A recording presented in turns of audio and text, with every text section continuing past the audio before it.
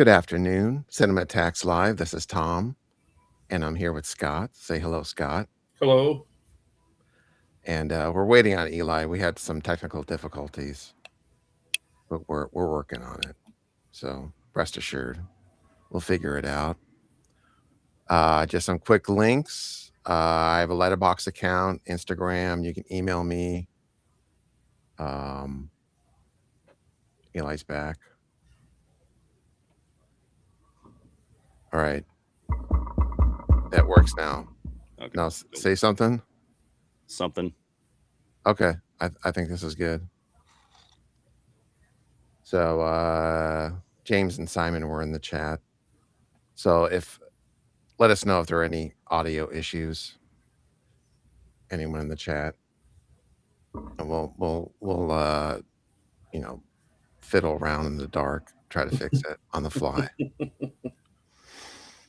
So say hello, Eli. Hello. All right. So today we will be talking about Skinheads from 1989, starring Chuck Connors. And then before that, just talk about what we've been watching.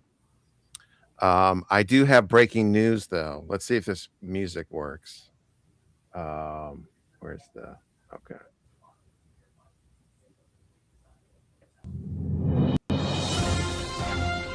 Breaking news.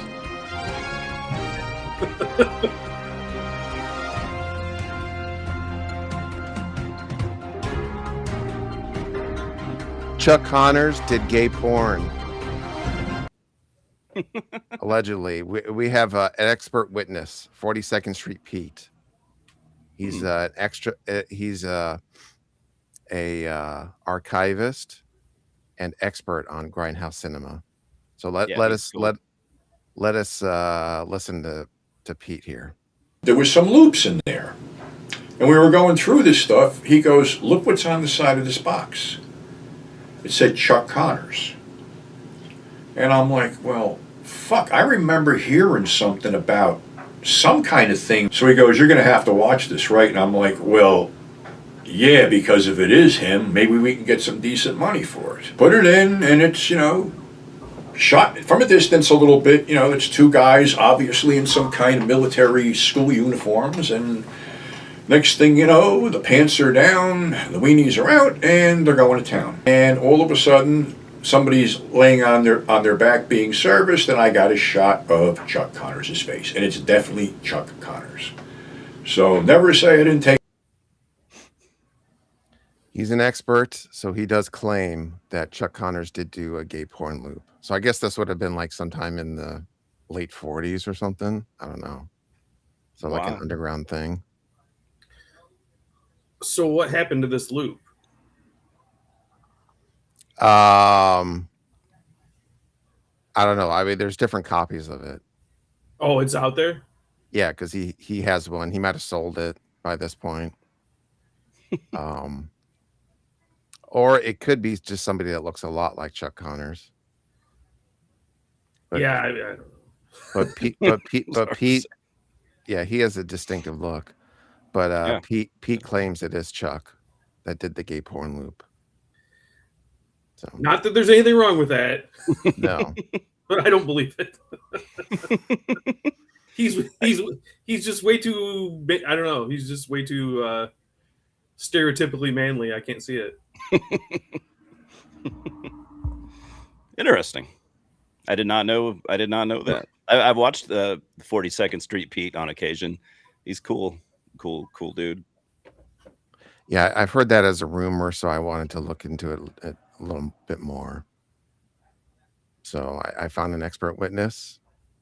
He claims it as much. So not beyond a reasonable doubt, certainly, but I feel like he wouldn't have said that if he wasn't pretty sure, at least.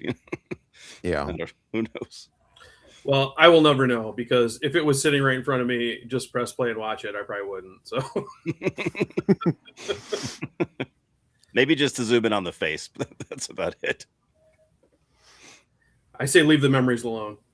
Yeah. Leave it in the past, man.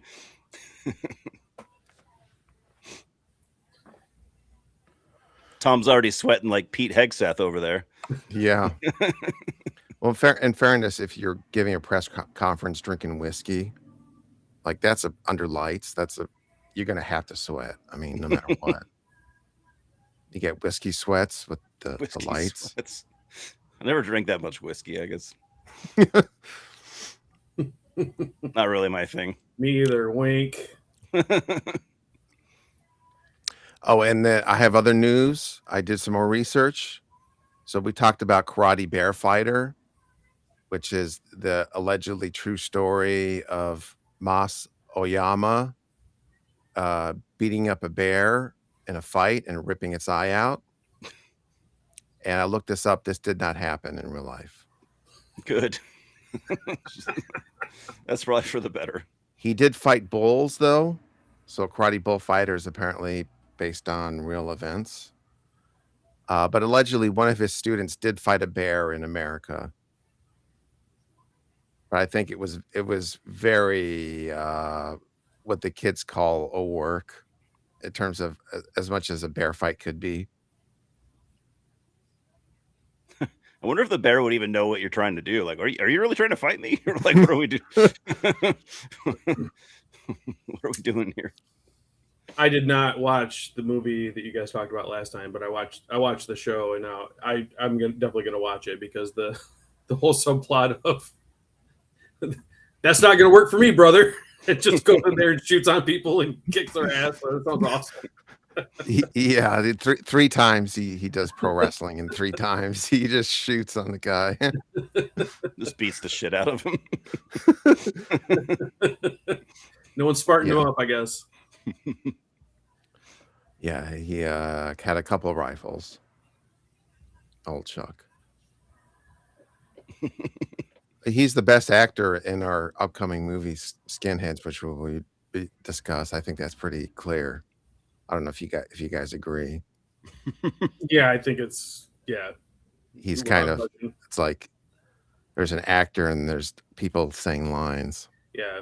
To continue the wrestling motif, like sometimes you watch like a kind of crappy indie show and it's like, all right, it's fine. And then like they spent their money on, they bring in one like star to be on the show. And then he shows up and is like, oh, this is what it's supposed to be like. This is a star. Yeah, I didn't recognize any of the other people. Maybe you guys do. Yeah, well, the black guy, he's in summer school, which we talked about a while ago. He's the guy that he only has a few lines, but he's in the bathroom the entire summer session. He's not in class. He's just in the bathroom.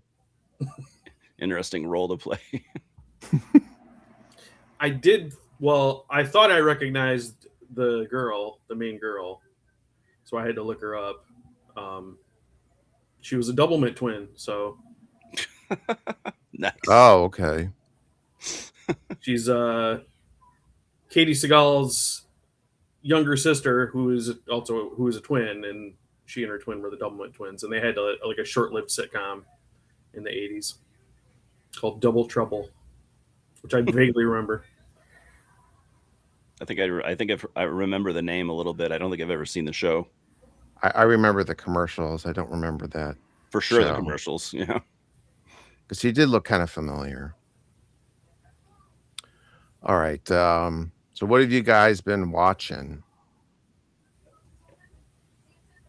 that you wanted to talk about? I actually watched some stuff this time. Sweet. Theater stuff, even. You went to the theater? Fancy. You saw a production of Streetcar Named Desire? No. You want me to go first then? Sure. Let's see. So I've seen. Do you want me to just name one or two? Or just one at a time, so we can make fun of you, Okay. and then you can move on to the next one. Well, last night I saw The End of Oak Street. Okay. Ooh. It was pretty cool. It's directed by what's his name? I think David Robert Mitchell. Now, I think is this only his third movie? Is that correct? I think so. I think he had one before It Follows. It was a really small like drama. I've never seen it. Oh, okay. Yeah, me either. I've only seen It Follows. I didn't see the Silver. Under this, I saw Under the Silver Lake. I like that a lot. The thing that bothered me about that was just like the conspiracy theory angle that they were going with the mystery. I just don't like it when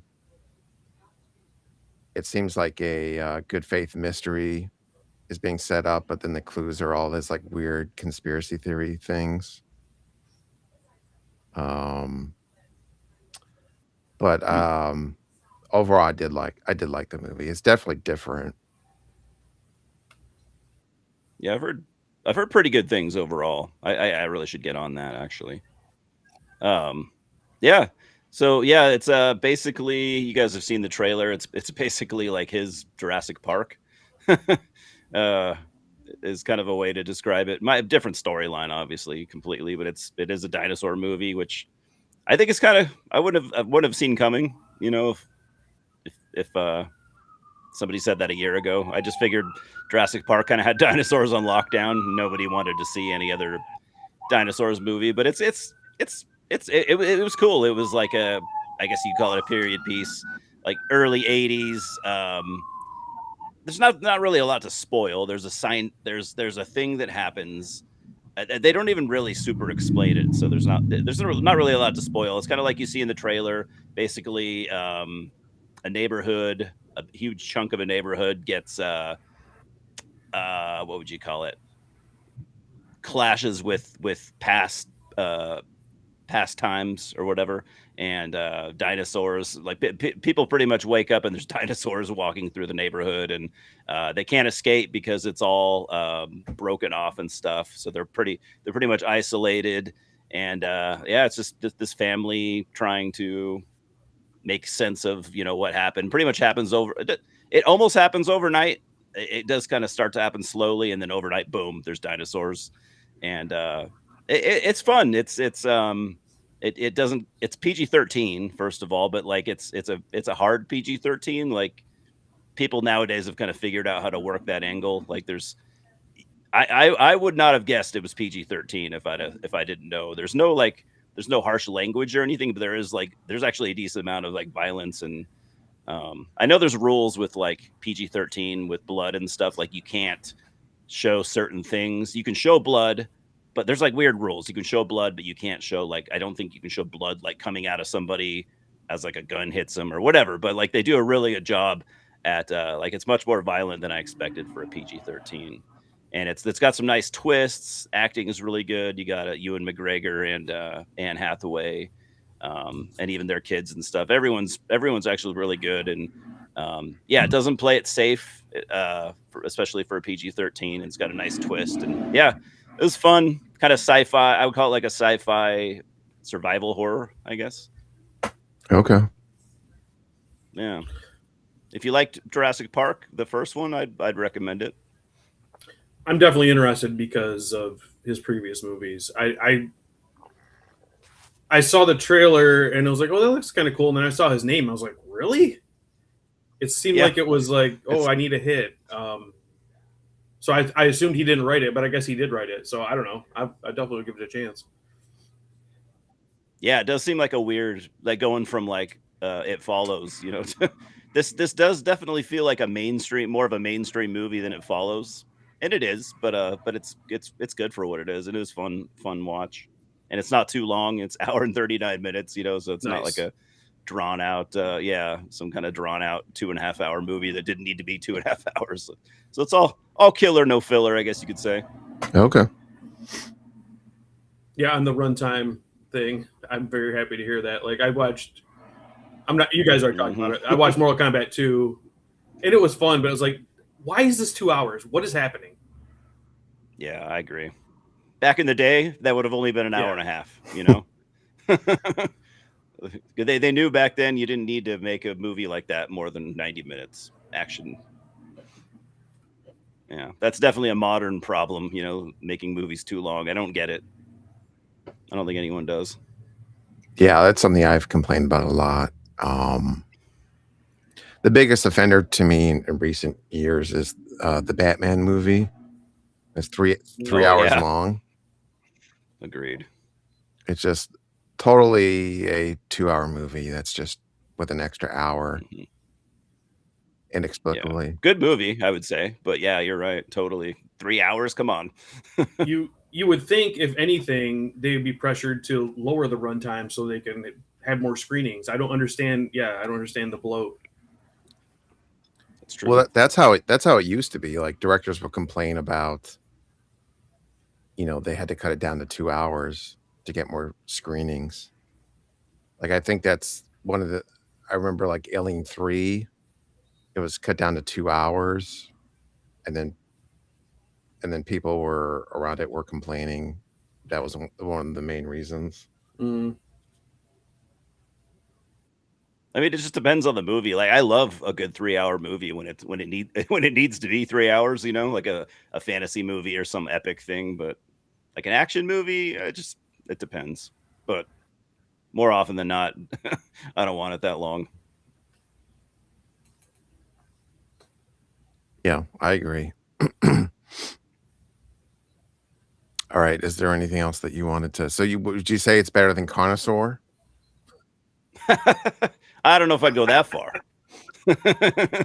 Spiritual successor to Connoisseur. I would say Connoisseur is not bad. No, not for what it is. No, it's fun. It's a fun movie. Did they make sequels? Oh, Like a yeah. Connoisseur Yeah, I think 2? I've seen Connoisseur 2, but I don't think I've seen anything Okay. past that. Yeah, I need to get on that then. I need to see Connoisseur 2. I'm waiting for Or do I? I'm waiting for the Vinegar Syndrome box set. Yeah. $300. I have the first one on VHS, I think, and that's about it. That's pretty sweet, actually. That's some nerd would buy that off you for probably a couple $100. Yeah, but I think I don't have the box. I think it was like Oof. it was at Hollywood Video when they went out of business and they had Connoisseur, but there was no box. Like the box was missing, so it was just a tape for $1. That You could print your own, like I think there's like companies that will like custom print you cases and stuff for movies. yeah, or I could just not bother. Or it's Carnosaur. Or I could buy DVD for $1. I could do that. Yeah, that custom case would probably cost you $30-$40, but depends on how much you treasure that I don't. VHS. But I figured, it's $1. I'd buy that for Mhm. $1. Literally. All right, is there something else that you wanted to mention, Eli? Yeah, we can go around. I watched a few, but we You can want to go do it around. that way? I did. Yeah, I did watch. We can talk about this. Seriously, maybe in a few minutes, do you guys think that's better to rotate like that, or yeah, probably that way sure. one person doesn't go for too long. Okay. I was gonna say I did see The Odyssey. I know that we talked about that like before, but just I've seen it now, so after we're done, we can talk about that real quick. Yeah, the recent thing I've been watching was the Dark Side of the Ring season 7. I haven't watched all of them, but the ones I've watched were there's a 3-part TNA. It's basically the story of Jeff Jarrett and him starting TNA, and basically through his eyes, his entire career, mainly focused on TNA. Through his eyes is the key. Yeah. So he's very much putting himself over. So even if he's talking about being an alcoholic, he's doing it in a way that, he recovers and finds Jesus and defeats it. And obviously, with any of these things, or any podcast, wrestling podcast, they always badmouth Dixie Carter. But Because she won't fight back. Yeah.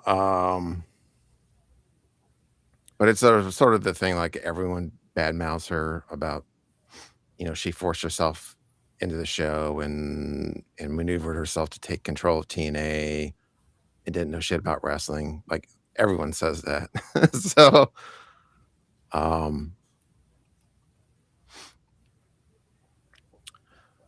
but yeah, overall, there's, some stuff I didn't know and some stuff I did know.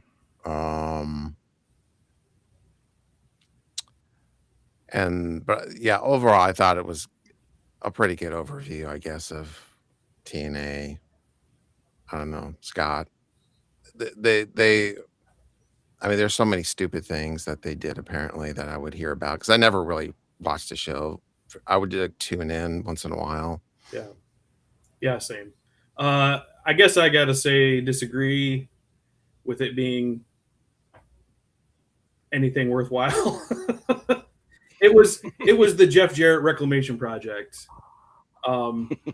Just I full disclosure, I did not finish it. I watched the first episode, and it's like Jeff Jarrett is talking about, oh, we changed the industry and we started this company and we were taken off.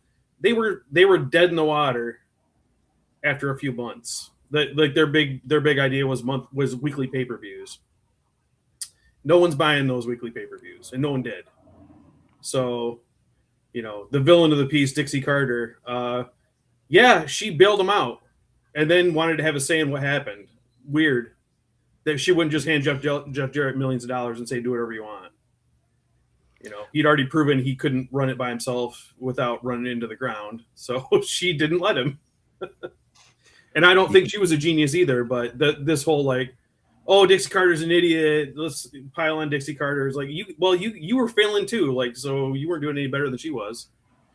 I don't know. Yeah, they sort of hint at the idea that, if Jeff Jarrett had total control the entire time, TNA would be thriving. Right. Which I don't agree with. But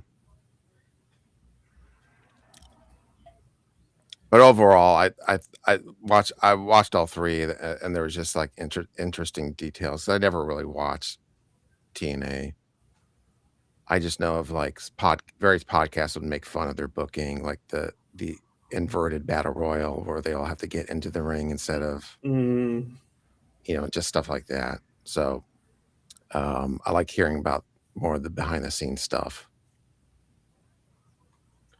I was kind of done with them after the WCW thing they did, which was the Eric Bischoff Reclamation Project. Yeah, I mean, but you see that a lot with these, more so in like true crime things. But it's like to be able to get access to someone, they have to present them in a positive light. Yeah. And overall, I think I don't remember when it started falling off, but it was maybe better in the first 3 or 4 seasons, Dark Side of the Ring. And then after a certain point, they start like forcing these storylines. Yeah. Wrestlers are liars by profession, right? So I don't call it a documentary then, I guess. If you're just going to have one point of view from the one liar you're talking to who wants to make himself look awesome and not have anyone else come in to say, no, that didn't happen that way. You know what I mean? Then it just becomes like a vanity project of this person that that you wanted to talk to. I found it kind of worthless in recent years. Yeah, because I watched the Big Boss Man one, but again, that one, the only really dark side is that he died early. Yeah. So there's not really like dramatically. It's mostly just talking about what a good guy he was. I like those. Like, yeah, there's the earthquake one was kind of the same thing. It's like, oh, he's a super nice dude, and then he died. Like, there's no real dark side. Yeah, he didn't like become an alcoholic or anything, but other than the early death, right? Yeah. But then also they said in the documentary that he had a family history of heart disease and died of a massive heart attack. So it's not, on top of like all the somas and this, that, and the other, it's not super surprising. He's also, a big guy. Yeah. But then the Renegade one sort of more fits, I think, what the earlier Dark Side of the Ring episodes were. And I remember seeing him when he started. I'm like, what a disaster. But basically it was a male stripper and he was impersonating the Ultimate Warrior. WCW.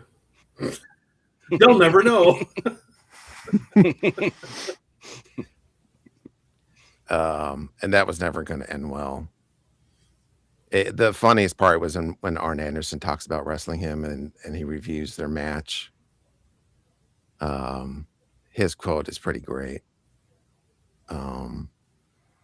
But he sort of knew that, the guy couldn't wrestle for shit.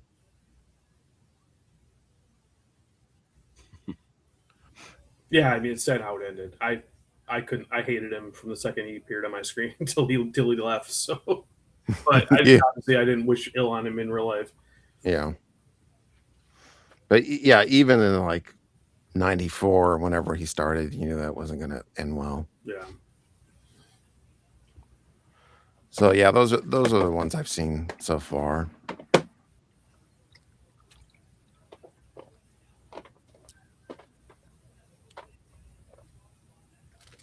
To So me, Scott, or go ahead, Scott.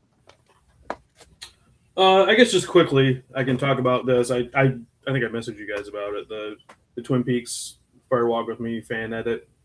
I guess there's a couple out there. This is called the extended Blue Rose cut, and I don't know how you see it now. I got this from Sloppy Second Sales, but it was one of those things where you had to order a certain amount of things and then you could get it for free. You can actually buy it. And I looked online. It used to be on Internet Archive. It's been taken down. But anyway, if you can see it and you're a fan of the movie, I think it's worth seeing. He puts back in about 45 minutes to an hour of the deleted scenes that were released as the missing pieces. So only things that really are pertinent to the story. Like there's other scenes with Sheriff Truman and stuff that don't have anything to do with anything. He didn't put those back in. But he edited them together really, really seamlessly. And if you're a fan of the movie and a fan of the story, you get like a 3 hour, 15-minute version that kind of adds some extra color and some extra details. So yeah, not for the casual viewer, but if you're like a Twin Peaks sicko like I am, it's pretty cool to see all those. I've seen all those scenes before, but seeing them put back where they originally were in the shooting script and as all as one piece is really cool. So yeah, see it if you can. I don't know where you can see it, but Yeah, I just rewatched those deleted scenes. There's some really great deleted things that I kind of wish were in the movie. There's that line when Chris Isaac knocks out the sheriff and he's like, "This is a present from J. Edgar Hoover," or something like that. That's like one of the best lines in the movie, but it got cut out. yeah, I enjoyed especially all the David Bowie stuff that got cut out. Him in the hotel and then disappearing and reappearing, and the scene in the office is longer. I can see why they did what they did in the theatrical cut to make it more kind of mysterious, but I like seeing the whole thing.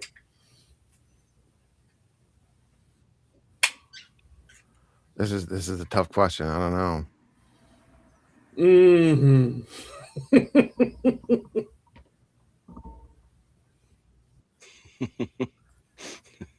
I'll vote Ultimate Warrior. I'll be brave and make a choice. Yeah, and also the Renegade, he had starting as an exotic dancer, he had like a Jungle Boy gimmick, and then did that on the Indies. So he was like the original Jungle Boy or Tarzan gimmick. All right, Eli. A couple of days ago, I saw Eli Roth's Ice Cream Man, which a lot of people are talking about right now. That's kind of a disaster movie. Yeah, I guess you could say that it is. It sucks hearing, like, I guess usually I try to shield myself from reviews and stuff before I go out to see something, but I just kind of like, I don't know, I guess maybe the day before I went to see it, or maybe the day of, I just happened to see a bunch of like negative stuff. So I didn't really want that in my head, but anyways, like, so I don't know. I kind of expected not to like it. I started watching it. I kind of started to enjoy it for the first like 15 or 20 minutes. And then, yeah, it's not a very good movie. Apparently a shitload of AI was used, which Eli Roth has admitted to, but he hasn't said like where it was used. He's just like, yeah, we used it for a couple scenes. So a lot of people are now, kind of like talking about where it was used or how much it was used. But anyways, I don't know. It was okay. It was just kind of like almost like a Night of the Living Dead ripoff. It's about this ice cream man who has some weird, mysterious powers, and he builds armies out of kids by he has like this magical ice cream that when they eat it, they basically turn into like killer zombies. Yeah, it's not very good. There's like tons of gore scenes and like tons of like crazy kills and stuff. But I don't know if AI, if the thought of AI bothers you or whatever. I personally I don't want AI taking over movies, so I guess I don't know. I don't know which scenes it bothers me. I don't know which scenes were.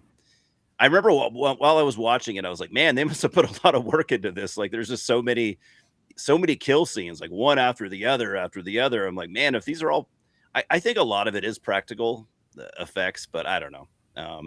Story wise, though, it just sucks that you get typical Eli Roth dialogue, which is like not great. I don't know. It could have been like a fun movie just watching, adults getting murdered by kids, but it's so one dimensional. It just wears thin really quick. And it's not the worst movie you've ever seen. I've seen people say like, it's the worst horror movie of the year. Like, it's probably pretty close, but I don't know. Well, I guarantee you, It's a tough one. on Tubi, there are worse horror movies. Oh yeah. But if you mean like true. in the theater, maybe. Yeah. That's kind of more what I was thinking people meant, probably. Yeah, but I don't know. I'd be curious to see what you guys think if you. So this doesn't have anything to do with the Clint Howard ice cream man. No, which I originally thought it did. Like when it first was announced, I was like, oh, that must be a remake of the Clint Howard one. But actually, Eli Roth he claims, and no reason not to believe him, but he claims that he like started writing or he came up with the idea for this movie back around the time that that Clint Howard one came out. So back in the 90s, he just never made it. So it's just a coincidence. Yeah, coincidentally has the same name, and that's about it. Yeah. I'd rather watch the Clint Howard one though. I have all these like trucks and fires and police. Jesus fuck. It's 2026. Yeah, it's got really bad reviews. It has pretty bad reviews, yeah. I saw the trailer. I was not really interested in seeing it. I did like Thanksgiving though. Yeah, Thanksgiving was fun. Yeah, it's definitely not anywhere near as good as that.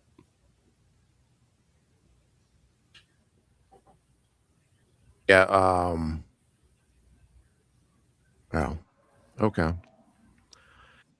There is one funny scene though, I will say. My favorite part of the movie is there's the scene where you have pretty much all the kids are they're turning into like these crazy, basically zombies. They're not eating people; they're murder zombies, basically. And if they die, they can come back to life by eating more ice cream. So this mom finds her dead kid, and she's like, "Oh my god, I failed!" And she she kills herself, and then her kid just ends up waking up. He's just in like an ice cream coma or whatever. She kills herself for nothing, and he's fine. I don't know. There may be a few like decent parts, but overall, it's pretty dumb. It sounds to me like wait till streaming and do something else during the boring parts and look up when people are getting killed. Yeah. I mean, the kill parts are pretty fun, but there's so many that it actually gets. I found myself like, okay, I'm actually getting tired of these kill scenes, but I appreciated how many there were. It was like one after the other after the other. Like, I could see someone really liking it, but I haven't really seen anyone yet that loves it. But you know how internet reviewers are; they're just going to say it's bad no matter what. But I've yet to see a positive review. So yeah, it's situations like this that makes you wonder who's being completely honest, though. Like movies like this, like the internet reviewers are automatically, well, I have to say I don't like it. You know? Yeah, there's that pile-on effect, I'm sure. Yeah. Yeah, I did see someone, a YouTuber, talking about it, and they said that there were like they saw like 4 or 5 negative reviews that all said the exact same thing. And they thought that seemed fishy. Written by AI, probably. Yeah, Interesting. because I did see a lot of like worst horror movie of the year. And then complaining about the generative AI. Like there are like the kill scenes are very like Terrifier, so like there are like practical and very very violent, like people just getting their heads bashed in with baseball bats and like, sawed in half with saws. Like that should be it should be on paper, it should be awesome. That's what's funny is how it's not. Like people that love super gory movies should just be all over it, but I guess there's just enough in there to turn you the other way. Have you ever seen speaking of killer kid movies, have you ever seen Beware Children at Play, the trauma movie? Yeah. I don't think I have, actually. I like trauma stuff. It's sort of most of it's like a kind of a boring Children of the Corn, but then like the showdown with the kids is amazing. Yeah, it's I'm all just a lead up to the last like 5 minutes.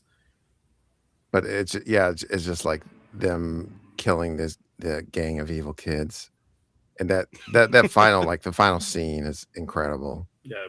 And the rest of the movie is just kind of you're just waiting for that final scene, but it's worth the price of admission. And that admission price is probably free. Yeah, this is like the opposite. This is like the kids killing all the adults. That's funny though. It would be funnier watching the adults kick the shit out of all Have some kids. guts, Hollywood. You want to see more kids get killed. That's what the people want. And tits. And tits. But not at the same time, because that would be creepy. Well, I'm not opposed to it. I guess that was like some of the more like mature, respectable movie reviewers for Ice Cream Man didn't like it because of the violence of like kids killing their parents and stuff. Some people found that like genuinely disturbing, but it's obviously played tongue in cheek. I just remember you could tell James Gunn was more talented as a writer than the other Troma guys. Yeah. I do remember that sticking out without knowing who he was. Wasn't it Romeo and Juliet? Wasn't that the one he wrote? Yeah. But like you could tell, oh, this guy's actually has some talent, unlike the other, the guy that wrote Toxie 4 or whatever. Yeah. That's true. I remember thinking that. Yeah. James Gunn went pretty far and no one else did. Were there other people that started working at Troma and then became really successful? Well, Lloyd Kaufman claims Kevin Costner, but it's one of those. It's one of those movies they picked up. It wasn't a Troma movie. Yeah, Shadows Run Black or whatever. They just picked that up. Yeah. But I mean that people were somebody that was directing movies for Lloyd Kaufman and went on to become a big director. Or, not that I can remember. Besides James Gunn. I mean, there's some like. I doubt it. I mean, this is definitely HorrorCon famous. Like Tiffany Shepis started in Troma, but I mean, not unless you're like plugged into that world. A lot of people wouldn't know who she is. She's not directing Marvel movies or DC movies. She's getting $50 for an autograph. And that ain't bad. And so we talked about this last show, but I rewatched Immortal Kombat with Roddy Piper and Sonny Chiba, 1994. Not to be confused with Mortal Kombat. Um, yeah, interestingly, like the main villain is played by Malibu. Do you remember Malibu from The American wrestler. Gladiators? Oh, yeah, okay. I did watch the shit out of that show, the original run. He had like the long curly hair, buff dude, and he's doing like almost Ultimate Warrior in this movie. Like very over the top, and then also Zeus is in it. Oh, Zeus. Yeah. Classic. And so Roddy Piper and Sonny Chiba are like Fed agents, and they're like the beginning part of the movie and the end part of the movie are pretty awesome, but it's really like boring in the middle. But basically, they start off the movie, they infiltrate a mansion party with a bunch of drug dealers, and that whole scene is pretty awesome.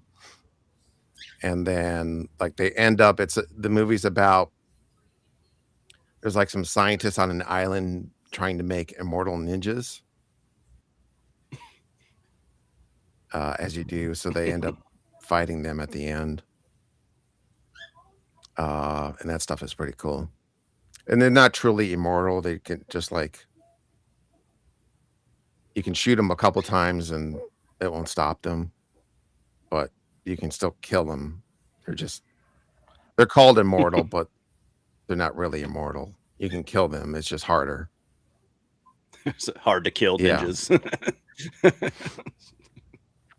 Is this a VHS only movie? Probably. Maybe it might come out on DVD. I just have a VHS rip.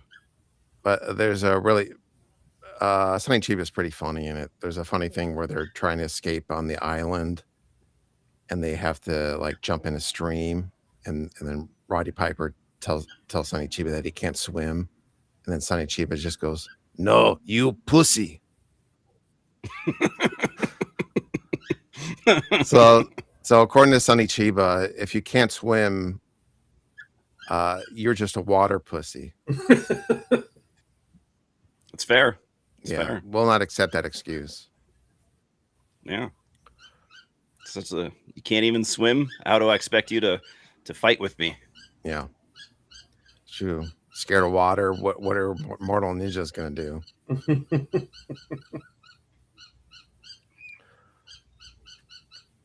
All right. I guess Scott is next if you have anything All right. else. Sure, yeah. So discount sale Blu-ray I picked up. The Banker. Ah, You know it? yeah, I have it on VHS. Okay.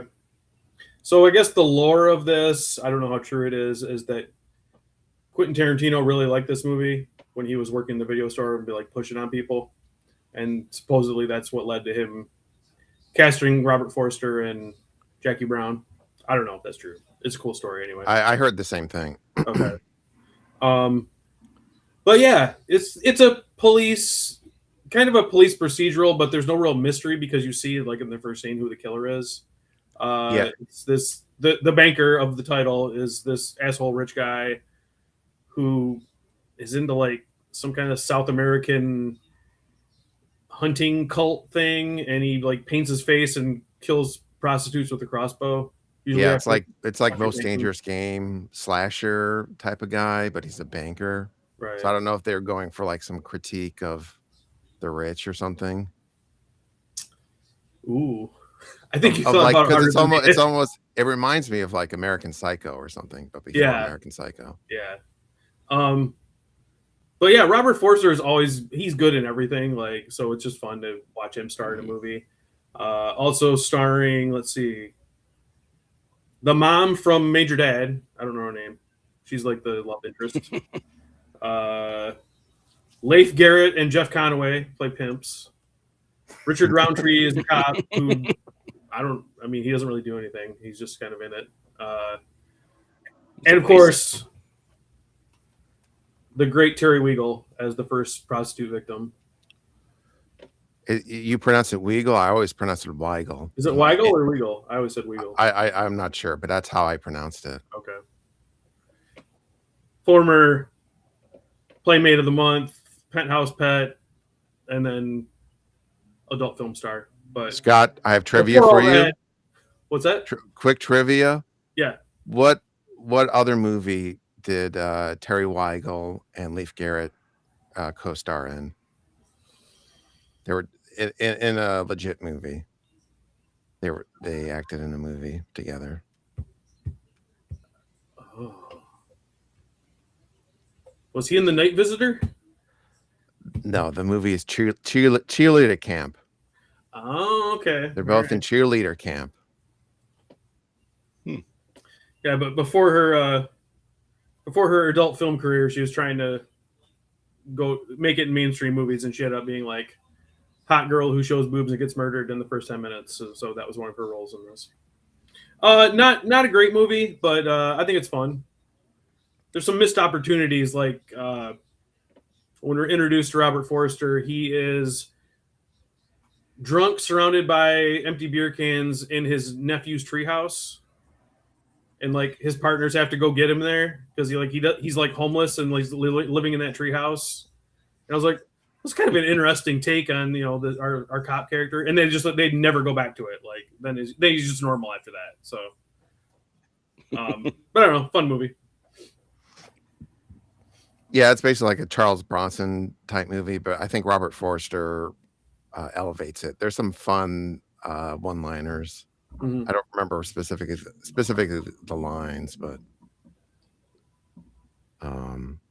there was whenever he blows the guy away, he has a good one-liner. That I do remember that. Did you guys ever see the final movie that Robert Forster was in, The Wolf of Snow Hollow? He's not like the lead in it or anything, but he's, I've heard of it. I haven't watched it. Yeah, I'm a really big fan of it. That was like, I believe that was the last movie he ever did, because I think he died before it was even done. And it was fitting because like even in the movie he plays like I think he's dying in the movie, so like he was aware of his mortality, and yeah, it's a good movie. I've been meaning to rewatch it. Yeah, another decent one of the banker ilk, in that it's another sort of Bronson-esque movie, is Vigilante. With Straightforward Robert name Forster, there. which is exactly what you think it is. Okay. Like there's criminals, and then he creates a vigilante group with his buddies. That's pretty good. Yeah, this Last House movie has gotten just horrible reviews. I never even heard of it. I'm already curious about it just from reading the description. Because I'm not sure what happens in it exactly. Might give it a watch. All right, Eli, was there something else that you wanted to mention? I think the last thing I watched was The Odyssey, which I don't have a whole lot to say about it.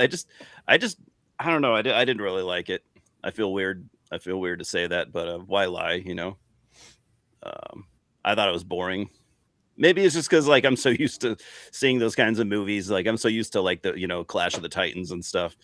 I think it's kind of what I wanted. Like this Odyssey is it's so much more grounded, and I guess I'm used to more fantastical stuff and a little more cheesy. And I guess that's kind of how I would prefer these kinds of stories.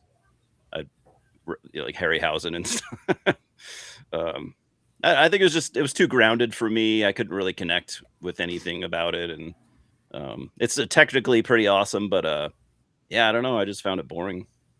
Yeah, it's definitely a more grounded approach. Like there's a version of the story with Kirk Douglas that I think Mario Bava actually worked on. I think Mario Bava did the Cyclops scene. That's cool. And that's a little more like the Harryhausen-esque that version, but it's like from the late 50s or something. Yeah, I really liked it. I think the grounding of it really worked for me. Um, did you saw? Did you see Troy? Did we talk about this? I think me and you did. I probably enjoyed Troy a little more just because it was, it's more of like an action movie and Yeah, not overall, but yeah, because yeah. they went. I wouldn't say it's a better movie, but I probably enjoyed Troy more. Yeah, because they went more of the Lord of the Rings. Obviously, they were trying to cash in a bit on Lord of the Rings. Definitely. So it's pretty different approach. I did like the fact that like so in the Odyssey there was like no I want to say there's no CGI used or very, very, very, very, very little. Like and you can see it on the screen and it's pretty cool. Like, the scenes with like the giants and the cyclops and stuff. That wasn't just like, CGI dudes. Ah!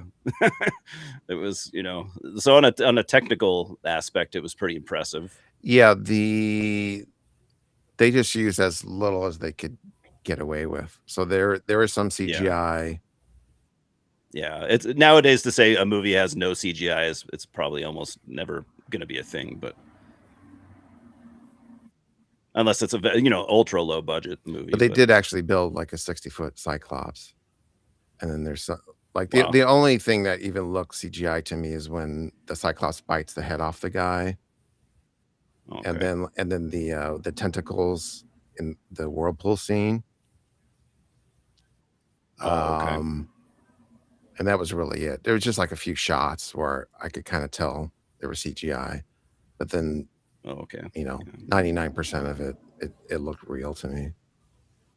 Yeah. So that part of it was probably my favorite aspect was like it looks like a real movie, like an old school movie without any distractions of like, wait, what's this computer game thing running around, like but it's Christopher Nolan, so I certainly didn't expect anything like that, but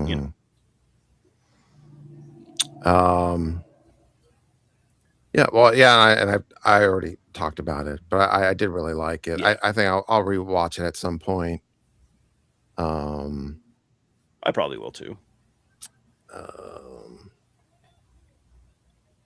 And I said like it did parts of it in terms of the editing and sort of more the twist on that material. It reminded me a little bit of Oppenheimer because they sort of made it more about his moral reckoning with everything he's done on that journey.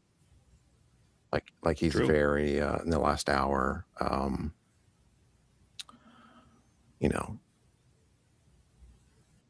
Have you guys noticed that Anne Hathaway has been in a ton of movies lately, like the last 2 years, probably the more than she's ever done.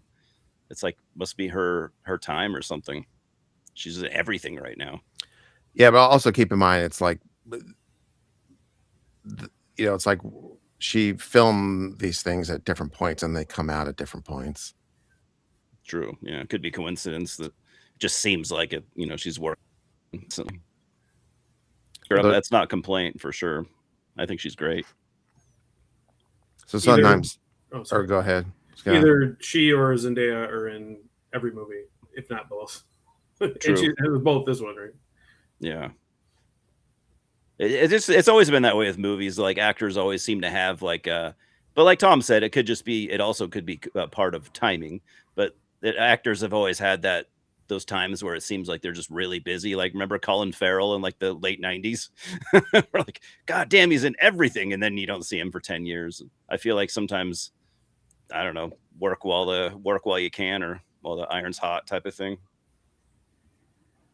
Yeah, because offers. They'll ask an actor about that and be like, "Oh, I don't know, I filmed that 4 years ago, and it just got released now." Because sometimes that happens. Yeah. Yeah, because she's like back to back with the Odyssey and with the dinosaur movie. And then a bunch of others that I haven't seen, like trailers. I'm seeing all these trailers that she's in. I'm like, wow.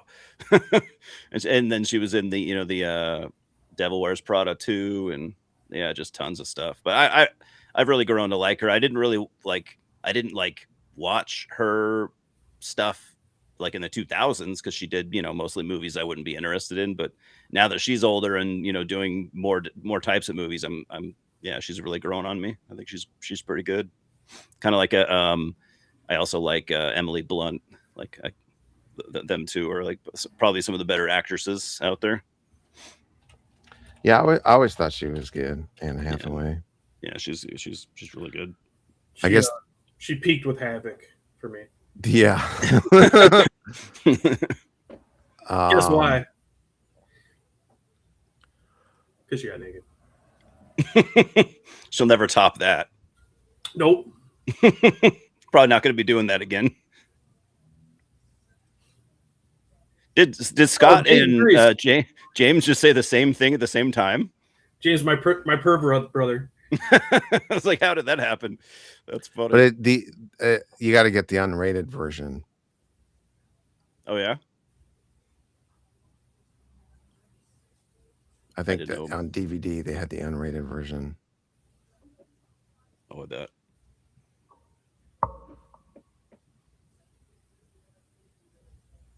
Gotta love that the old 2000s DVDs with like everything's an unrated version. I wonder what this is going to be like, and you watch it like I don't remember anything different. 3.5 extra seconds. Well, yeah, they would tell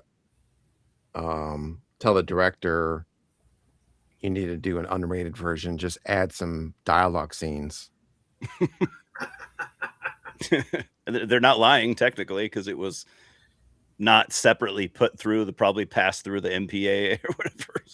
So they would have unrated versions because they would just sell a bunch more units doing that. So they would have the the R-rated version and the unrated version, but the unrated version just has more dialogue. But since they didn't submit it to the MPAA, it's technically unrated. Mm-hmm. It was like the early 2000s DVD days were fun. Remember, everything was like a special edition. I remember thinking, like, what's special about this? Or like limited edition, limited to however many copies we can sell, I guess. Yeah, right. Limited to how many people will buy. Yeah, James, that's a good point. That is a good point because I have not read the Odyssey. I bet had I read it, yeah, that would I probably would have connected with it a lot more. I will admit because it's very like it's much more grounded. I bet it's probably more comparable to the book, I would imagine, than other previous, Odyssey type movies. That's what I assume. Like it felt like there's maybe even some dialogue, like maybe taken from it, but I could be wrong about that. Yeah, I read it in high school, but I don't remember it that well. I think it is. It boring? seems like it's different, based on what I was saying in terms of like it's more about his guilt of all of his troops dying and sending his guys into the Trojan War. Like it's more about his guilt in this version. And I don't remember that so much being in the book. And then the stuff with the Cyclops is different, like how they handle the Cyclops. Oh. But that's all I remember. Well, how did you feel about like I know this is a common complaint, but I also don't know if it's like a normie thing to complain about. But how did you feel about like the all the actors like accents and stuff? You got John Leguizamo like, hey, forget about it. I'm like, wait a minute, what are we? Oh no, is it accent Olympics? I found that distracting. Just a little bit, because what he did is just basically, everybody talks American, whatever that is. But then he has, British people talking in an American accent, and then everyone else all the Americans, they just use whatever their accent is. Yeah, I would have preferred that to not be a thing. Like, because there was at least like two had that like Brooklyn accents. I'm like, I could have done without the Brooklyn accents, but had they just all talk like normal whiteys, I would have been fine. Yeah, I mean, I haven't seen it, but I feel like pick a lane. Yeah, I feel like it would have been a little better if they confined the accents to at least a range, like the Matt Damon ballpark. But like the one that stood out was John Bernthal, I think. He Well, was just talking like himself, pretty much. I think like his normal, just like that tough guy, kind of the way he talks. I do like John Bernthal though. Oh Yeah. yeah, what was the Travis Scott thing? Wasn't he in that? Yeah, he's only in it for like a minute. Travis Scott, the singer? Does he rap? No, he's just like a what would you call it? Was he like the other? Is he one of the suitors? Well, he's in that section. So Okay. he's like a oh god, what do you call it? Sort of like a Greek chorus Oh, for the suitor thing at the beginning. oh, okay. So like you only see him once or twice, or Yeah, you just see him a couple times. yeah. But that's how I took it, as like he's sort of like a Greek chorus. I didn't take it that he was rapping. Oh, I didn't know. I didn't know what he did. That would have been hilarious. But I don't think that would have fit very well. But it's like a Greek chorus poet, because I've seen that before in other movies where people use that. Yeah, because Woody Allen does that in a movie where they have like a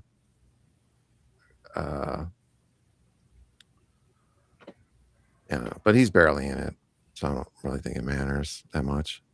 I do kind of want to watch Clash of the Titans again, though. I haven't seen that since a long time, but I always liked it. Yeah, I think that's my favorite Ray Harryhausen, or movie that Ray Harryhausen worked on. It's a lot of fun. I remember being really excited for that remake from the like mid 2000s, and it was kind of fun, but it was a little bit too like Hollywood. I don't know if you guys saw that one, the one with like what's his name? Well, there's a bunch of big actors in it, but Liam Neeson. Yeah, it was in 3D, right? It was during 3D craze. I think it was, yeah. Liam Neeson was in it. I can't remember who else. A bunch. I Like didn't see it. it should have been amazing. It was kind of fun. They had like the cool Kraken scene, and I don't know if that holds up, but probably not. Had Medusa and had all the greatest hits, that you wanted to see. Yeah, I didn't see it. I doubt it holds up. I wouldn't mind rewatching that though. And there's the Ben-Hur remake. Oh yeah, that shit. I forgot about that. I always forget that exists. Yeah, I didn't see it, but I forgot it exists. I don't think anyone remembers. Yeah, Red Letter Media did that funny skit where they like the 2-minute video or whatever. Yeah, where they Jay is dumbfounded and crushed that Ben-Hur the Ben-Hur remake wasn't a smash hit at the box office. Like, how could this be? I can't remember. Did he actually like it, or I don't remember if that was even part of the skit, because they never did like a full review on it or anything. So I'm assuming probably not. Well, yeah, in the skit he hadn't seen it yet. Oh, that's right. That's right. Mike just tells him like it's a box office bomb. Yeah. And then he flips out because he's a huge Ben-Hur fan. Yeah. He can't believe that was a surefire box office smash, the Ben-Hur remake. Yeah. Hey, someone rolled the dice on it. Starring people nobody's ever heard of. You can't walk down the street without still hearing people talk about Ben-Hur. I mean, you can see why they went. It's still a hot topic. All the kids are talking about Ben-Hur. It's on and popping, as the kids say. I've been rewatching Silk Stockings. Oh shit! All right. Look at this. I kind of forgot about that DVD design. This is the first season. Hell yeah! 6-disc collection. I haven't watched in like 20 years. I think the show is actually really good. Because I remember liking it. It's actually, I really like the writing because it's almost like a early 50s noir, like very stylized writing, dialogue writing. And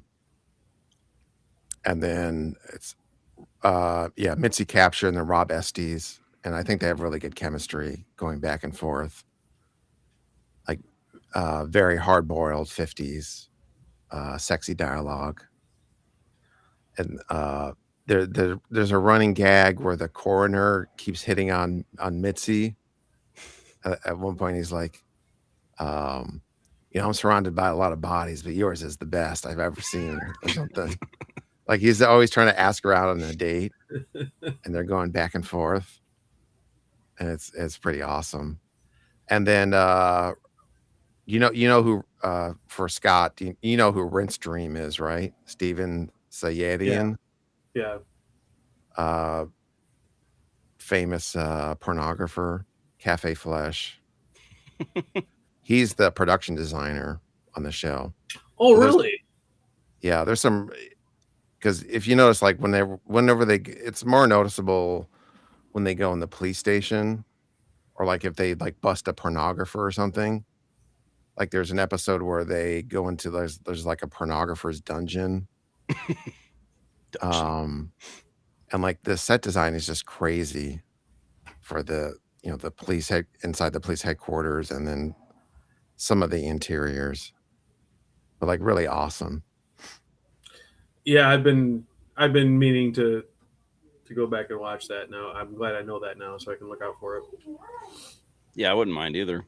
It's got to be streaming somewhere, I bet. Yeah, it's on Tubi. Okay.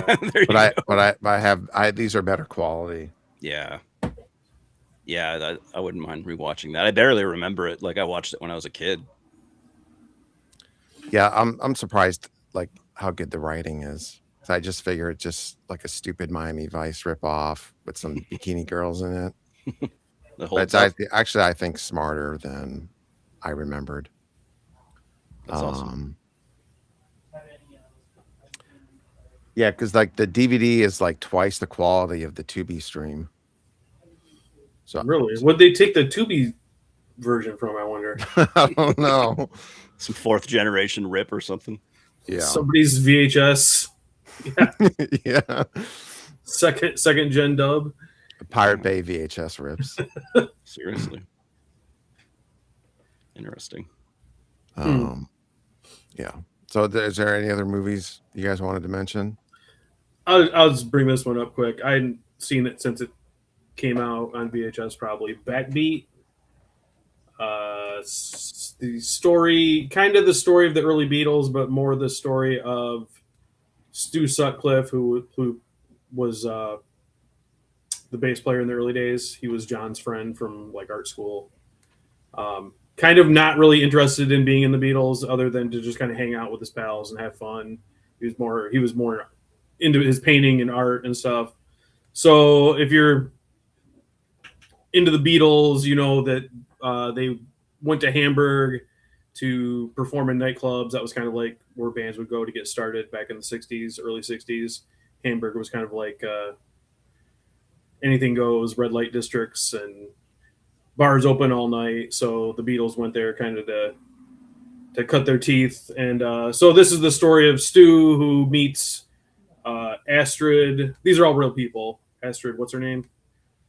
I don't know. She took a lot of the early photos of the Beatles. So, and then they fell in love, and so it's kind of that story. Stephen Dorff stars. So if you don't like Stephen Dorff, I guess you're out of luck. But of course, I thought he was okay. My girl Cheryl Lee plays Astrid, so she's always enjoyable to watch. It's a pretty fun movie. Obviously, it's not a documentary, so if you're like a Beatles nut, they fudge some facts and like combine some things that didn't actually happen, but the basic story is there. Yeah, it's a decent movie. Mid-90s, kind of has like a alt rock stars of the day playing the Beatles songs that they play in the club. Dave Grohl's on it. Dave Pirner of Soul Asylum. Henry Rollins does some vocals. So pretty fun movie, and especially if you're into the Beatles, you probably know about it. But if not, you might want to check it out. I'd watch it. Yeah. Oh, and also you're talking about how everything was a special edition. Special edition. And check it out, slipcase. Oh man. And a different cover inside. Damn. That's early 2000s quality at its best. It wasn't even $75. That's very impressive. I love stuff like old school DVDs, like when they did cool stuff like that, because they stopped at one point and they never really went back. You know, even Blu-rays and stuff nowadays you have to pretty much get a Vinegar Syndrome or something to get something cool like that. Yeah, because they used to, sell 100,000 units, so they could True. justify spending extra on design. That's true. That's true. Yeah, I miss those days. It was fun. Yeah, I haven't seen that. I've seen I'd watch it. some of the. I've seen A Hard Day's Night and How about Walk the Line? Does that count? That's probably my favorite Beatles related thing. It's like Jack Black and Paul Rudd and stuff. That's the Beatles. I can't remember who else. I thought Walk the Line was wasn't that, I thought that was Johnny Cash. Am I thinking It is, something but there's else? like a scene where like the Beatles are in it. Oh, okay. And they're like totally all hate each other. It was pretty funny. Ooh, cool. how's it going, Joel? You saw it, yeah. Pestilence and Death. A death show being canceled. Imagine canceled. that. I think Chuck canceled more shows that he played. It sounds like back in the day. Yeah. So is Pete Best in that movie? Backbeat. Yeah. Whenever I Yep. When Pete was in the band, they do a cute little thing where they run into Ringo, who's playing in a different band. But yeah, I don't know if that really happened or not. But I know there was some like reviews were kind of like mixed because some people thought it was a Beatles movie and like, well, Paul barely did anything. I was like, well, it's not about Paul, it's about this other guy. It's like it's the scenario that the story happens in. It's not really about the Beatles so much. Yeah, it's a movie. So if you go into that with that mindset, you won't be disappointed. Where's Yoko? What the fuck? Oh yes, James sorry, Tom. Walk Hard is the movie I meant, not Walk the Line. I said Walk the Line. The Walk Hard was the pretty much the parody. Walk Hard was good. Yeah. Have you ever read the comic Dork? I haven't either. So there was a strip that he did. It was called At Home with Pete Best, and it's just panels of Pete Best being confronted by the Beatles in some way. Like he turns on the radio and the Beatles are playing, and it's him going "fuck,"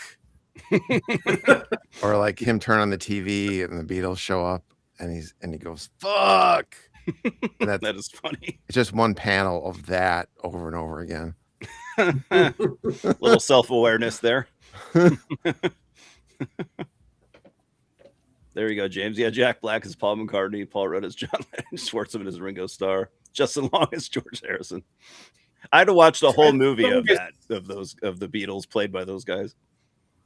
I would have said I'd seen this movie, but I don't remember that at all. So maybe I didn't. They're only in I think one scene, but it's one of the funniest parts. Also, Jack White's playing Elvis is pretty fucking funny too. Okay. Yeah, it was a good movie. You don't want none of this shit, man. Tim Meadows. All right, let me run to the restroom and then we'll talk about Skinheads. Sure. All right. I'm just laughing about the walk hard. I've got it. You should totally rewatch it. I feel like I would have remembered that. Yeah. No, I think I would rewatch that soon. It's I think one of the funnier movies of the mid 2000s or whatever. I don't know. Were you on when I talked about this movie, Eli? I don't think so. No, I think I missed that one. Okay. I just showed it when I bought it, but I just rewatched it. Scott Shermer movie, really, really good, really cool atmosphere. And hearing about how they made it was pretty neat too. Did you get it at the Dollar Tree? Basically, they were in post production on the movie they just made. They were waiting on financing for their next movie, so they had this window of time, and it's like, well, what can we do in like a week with no money? Wow! So they figured out this story. Basically, these kids go to a cabin in the woods for somebody's birthday, and there's some kind of entity in the lake that plays on your sexual feelings and tries to control you that way. And so things progress. Some decent effects for the almost no budget, and just really, I thought really impressive acting from just that you felt like these people were all friends and they were just sitting around the fire bullshitting with each other, and it was very believable. Well, the concept is pretty even cool. though, like, yeah, and it's pretty short. We got 76 minutes. It's on Tubi, so I would say it's worth. Does it, like, not to spoil anything? Does it, like, the thing in the lake, is that revealed, or is it very more like mysterious? As I would imagine it being. It's kind of revealed, yeah. Okay. Yeah, you see, it's not totally in your imagination. You do see some stuff. Cool. Yeah, that's a cool premise. Kind of reminds me of something, maybe from a Lovecraft story. Yeah, definitely kind of that. Yeah, Like, yeah, kind of otherworldly influences. Yeah, I'd watch that.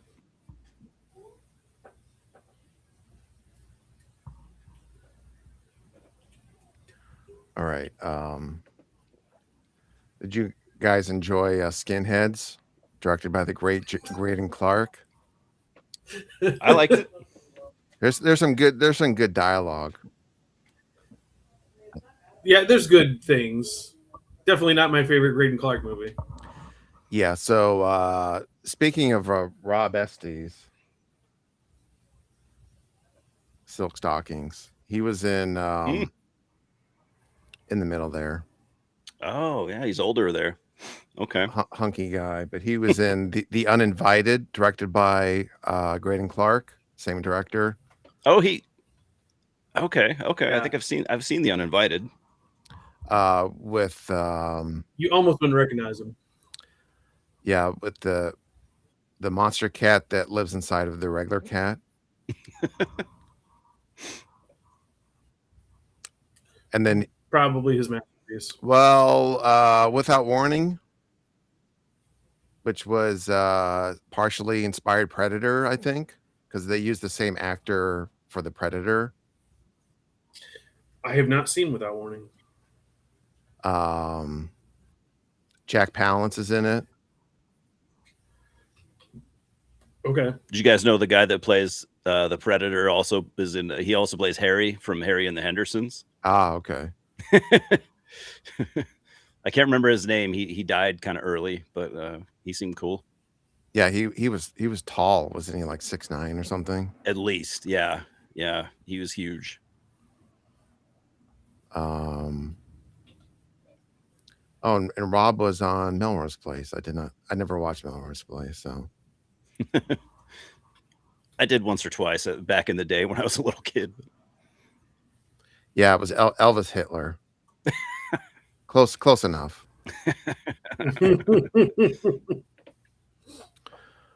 And then, of course, Joysticks,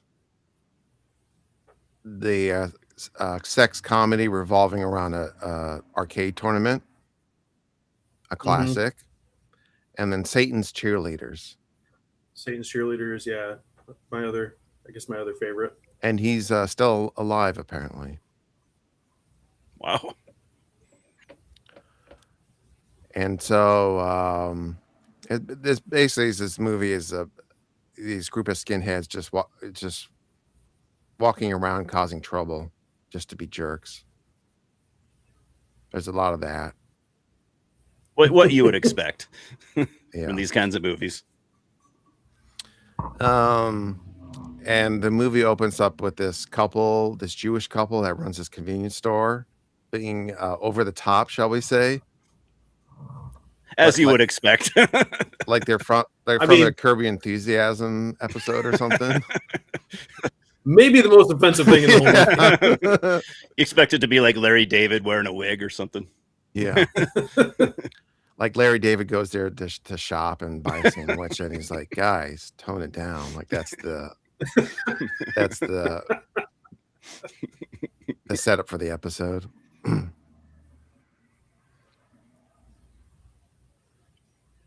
And then so there's this black kid visiting the store, and they're talking about baseball.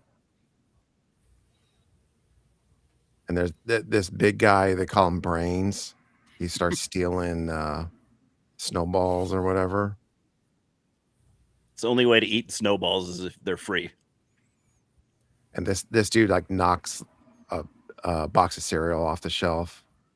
Of course. Because he's all about Adolf inspired anarchy. With his weird like corner of the forehead tattoo. Yeah. Yeah. I was like, what's that? Like, how does that work during a job interview? You come in and you got a swastika in the corner. You got to comb your hair down. But like, what's the idea? So Charles Manson had it in the middle of his forehead. Yeah, in between his eyes, right? So this guy was like, I want to get a swastika tattoo on my forehead, but I don't want it to be obvious. I'm going to get it on the side. Was that the idea? I don't want it to be. He didn't want to. He couldn't fully commit. Couldn't fully commit to the swastika. And of course, the owner of a store is a survivor.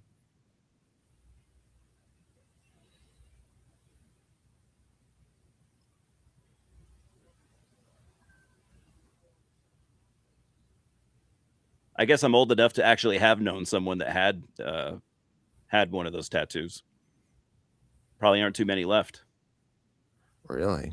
Yeah, this is when I was a little kid, but there's that amazing Curb Your Enthusiasm episode that revolves around that. Yeah, do you remember that? Show, yeah, I've been rewatching that show slowly. So good. So there are two survivors, and they set up a dinner where they could chat with each other because they'll have a lot in common to talk about. But they realize accidentally one of them's a Holocaust survivor, and the other one was on the show Survivor. and that's like the mix up. It's like we thought they were both Holocaust survivors, and then they argue about who had it worse. Larry David is one of the geniuses of our time. There's that's not even a debate. What a you guys ever hear about say. his stand up? Like, not to deviate, but did you ever hear about like when he was a stand up comedian before he was famous?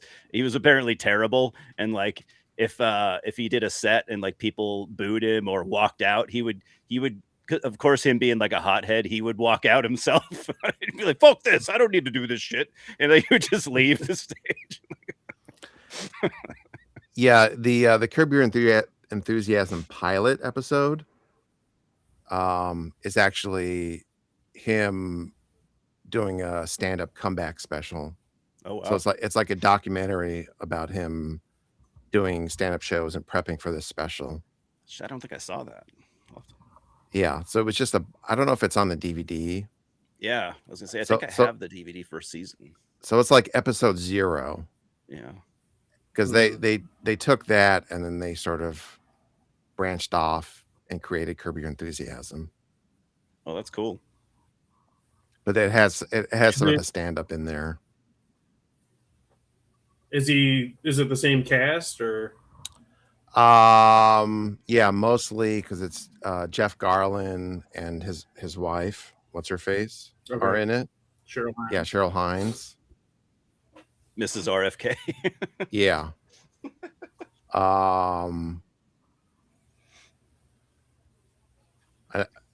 Yeah, mainly those three. It's the best when Super Dave enters the show. Yeah, that's my favorite. Super Dave. Jeez, listen to this talk. Ah. They're like beating that little kid. Real tough. And of course they kill the old man. And it's or I think he just gets hit with the gun. Yeah, pistol whipped. Yeah, pistol whip, but it's very awkwardly shot. Yeah. Yeah, it's hard to tell what they were trying to go for there. Yeah, any of the action scenes are just like very awkwardly shot. A little sloppy, yeah. Yeah, so the little man brings his homies to take out the skinheads. And I love this guy in the middle. Go back to the plantation. Jesus. They didn't hold back. This is their van. There it is. There's the backward swastika. Whoops. I was like, I'm not an expert in the swastika. I was like, that doesn't look right. So I had to look it up. I was like, oh yeah, it is backwards. But I love this. The guy in the middle, he brought a machete to a battle with skinheads. Not messing around. There's always that one guy in the hood that's a Jason Voorhees fan. Like, I'm gonna bring my machete to a fight. It's like, that's all I had. But one guy had a freaking Uzi. Yeah. Yeah, that's true. You bring what you got, I guess. Yeah. He's a machete guy. Yeah. I guess if I knew somebody in the neighborhood had an Uzi, I probably wouldn't rob that store. But. No. But I'm making up my own like headcanon about this movie. You know why they had to rob that specific store, right? Because that old man had the gun with the unlimited ammunition that you never had to reload. Oh yeah. It was a very special object that you could only get there. Yeah, it's the whatchamacallit. Is it the Manji? Oh, was it? No, it's not. But that was a Buddhist symbol, the reverse swastika. Yeah, I didn't know it was reversed. I didn't know they reversed it. Because you can see that like in a bunch of martial arts movies where they have temples and they have like the reverse swastika. Because Nazis stole a lot of symbols from different cultures and repurposed them. Yeah, even the term like Aryans, I think that goes back to like Buddhist mythology and stuff too. Mm-hmm. You see, there's always that one guy that doesn't get that the SOD record is sarcastic. And there's at least one Jew that plays on it. It's like the Norwegian guys who thought Venom were serious. Yeah. And this is their hangout. Freaking anarchy, let's go. It's a dirty mattress. Whatever. We know this isn't like a documentary, but it just feels very lazy about who's evil. I know Nazis. What do we know about Nazis? They shave their head and they like swastikas. They love Hitler. They love Hitler. Yes, they're into that for sure. And anarchy. I mean, not really, but it's scary to boomers. So I guess put that in there too. And they have this new recruit, and they do have the thing which is like a real white power talking point, which is like if you lose your job, it's because of black or brown people taking your job, and so you need to purify the race or whatever.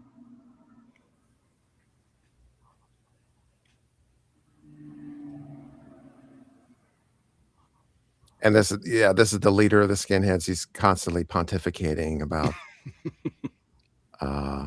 mongrelization or whatever.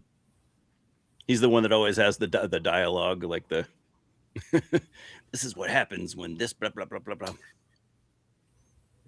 Not really Edward Norton in American History X level.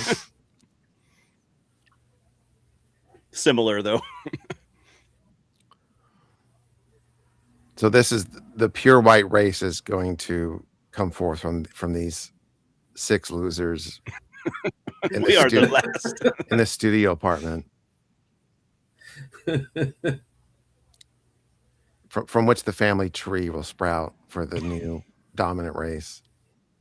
Yes. With the one girl they all bang, I guess. Yeah. And Chuck Connors shows up. But basically he just shows up here and then disappears for a while. Yeah. I think he's dating the lady that runs the store. Yeah, she wants him there all the time, and he's like, "Bitch, you'd be lucky when I do come." I'd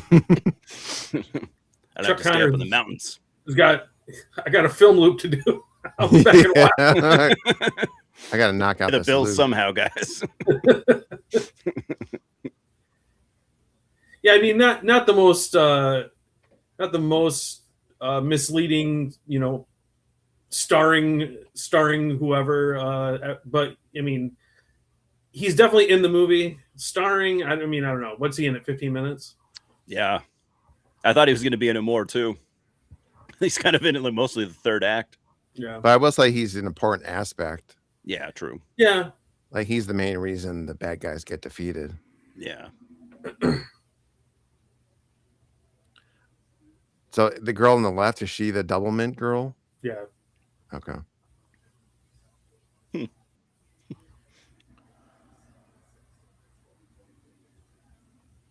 So then the trio of guys, they show up to this general store with these two girls.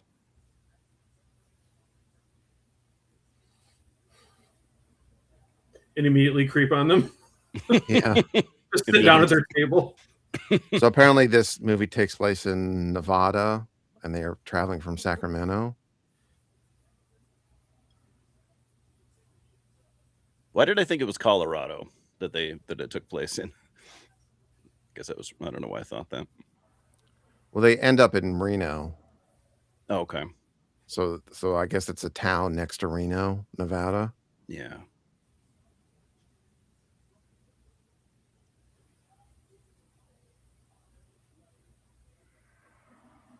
And of course, again, they just show up and harass these people. So that's just sort of, there's not really a, I don't know, overarching goal for the skinhead group other than they just harass people. Yeah. Yeah, there's no aim. Yeah. They just show up and act like dicks.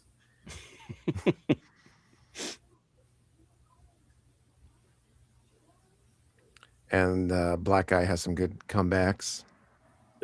Crawl into a bunker like that coward Hitler. Ooh.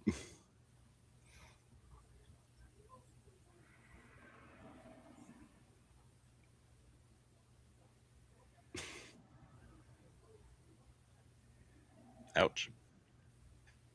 And then they take it outside. Kojak reference. I guess because Kojak's bald. Yeah. Sick burn. Kojak joke.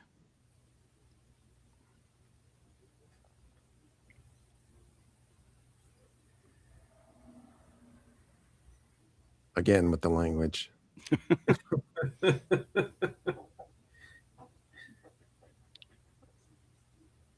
Muhammad Ali reference.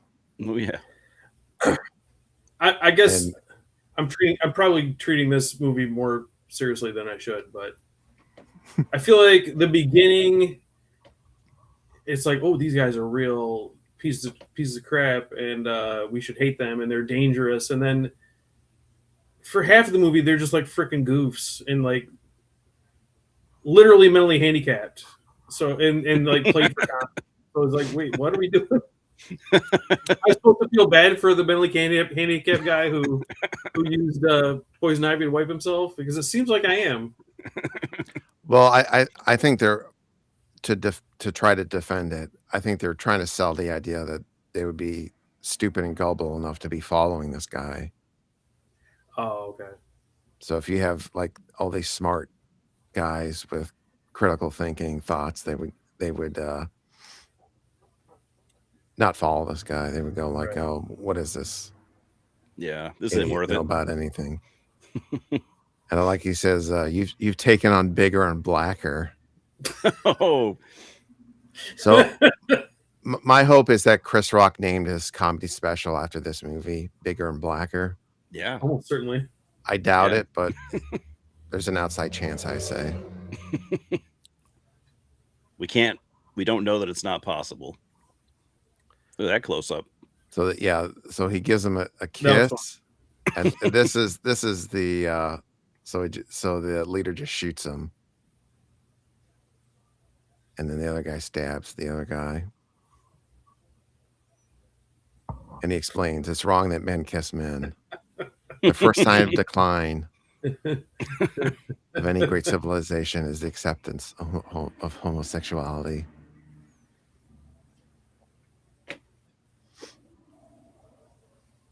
And of course, it gives the white power salute.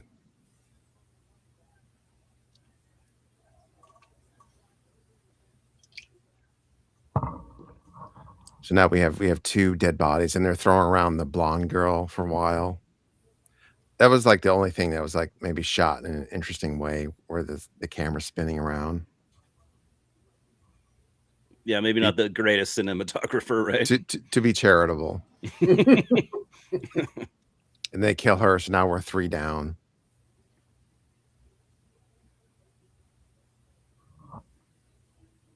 And then the brunette and that one preppy guy try to escape in the car. And Also, not a great like hero setup scene where they're throwing around the blonde girl, ripping her clothes off, getting ready to assault her, and he's trying to fix the phone. I mean, I know in real life, what's he going to do if he runs out there and he can't take him on all by himself? But he's supposed to be our hero. Like, he's just like, he's messing with the wire. Yeah, in this dramatic way. I guess he thinks, like, if I can just call the police, I'll save everyone. Well, yeah, I know. I just mean like as a visual scene of here's supposed to be our hero. He's fumbling around. Kind of a douche. Yeah. So they're pro-fascism and pro-anarchy. Yeah. That makes sense. Usually movies like this aren't written by someone that really knows too much about like the culture of things. Yeah, right. Like Greydon Clark was probably in his 50s at least when he made this. I don't know. Mm-hmm. Jeff Brooks. And there's some actual car stunts. Yeah, and that's, I think, maybe what could have made this movie better if the body count, if they spaced it out, because you have those 3 people killed right after one another. All at once, yeah. And then you have this pair being chased by the skinheads for a long time. Yeah. Did they kill the restaurant lady? Um, because she never comes back, but I was like, I think she just never shows up again. Oh, okay. I thought she escaped. Okay. But she doesn't show up at the end or anything, does she? No. I guess she just runs away, leaves town. What was maybe the thing where the Nazi girl like kind of puts the knife like near her throat, and then kind of the scene ends? I was like, was she supposed to have killed her, or I don't know. That's true. Off screen. Again, I'm putting way too much thought into this. After the stream, I'll investigate. Okay. I was not paying that close attention, but it just seemed like she just disappeared. Okay. Yeah, I don't remember her specifically dying. Or maybe maybe she got decapitated and they had to cut it out because of the MPAA or something. This is a really sick decapitation scene. A cut scene. Okay, yeah, James. Okay, yeah. Did she get cut? So maybe that was supposed to be a throat slash scene. It just wasn't very good. Okay. The pump wasn't working. Actual car stunt. I should look up the budget of this movie. I wonder if even on the internet. They spend it all now because then now it becomes Rich Evans' favorite kind of movie, walking around the woods. Hell yeah.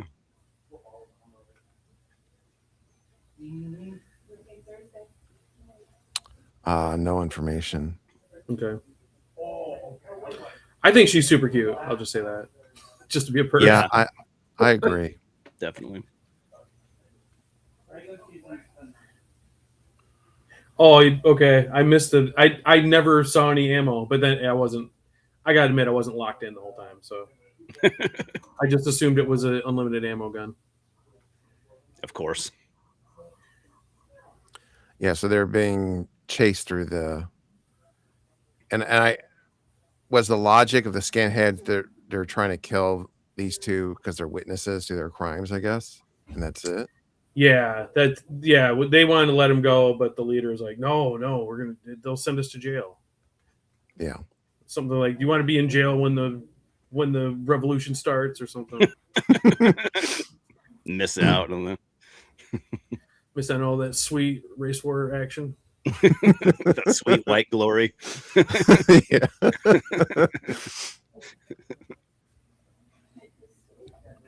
And this is some philosophizing. Apathy is the weakness of our country. What a bitch! He just saved her life, and now she's all getting all woke on him. And then they have to build a fire. And there's a lot of bad day for night in this movie, where it's even hard to tell if it's supposed to be at night or dusk or dawn or in the shade. They had no lighting for night shots. Were of you any guys? sort. Was it hard for you? I forgot about it. I didn't really think about it. It just seems like it takes place in one day. Yeah, because I guess this is supposed to be like, almost Nighttime. night. Yeah. Right, yeah. We're trying to set a fire. Or start a fire. Yeah, look at this day for night. Yeah. Because I think they just shot this in the day and then underexposed the camera probably. Oh. Yeah, that right there is about as nighttime as it gets in this movie. This was kind of creepy, I thought, the whole, I'm so cold, let me freaking squeeze in your sleeping bag with you. Like, what are you talking about? In the middle of freaking Nevada. In a sleeping bag. It's not that bad. And then a bear creeps up on them. More production value, and they got an actual bear. And foreshadowing. But she scares she successfully scares the bear away.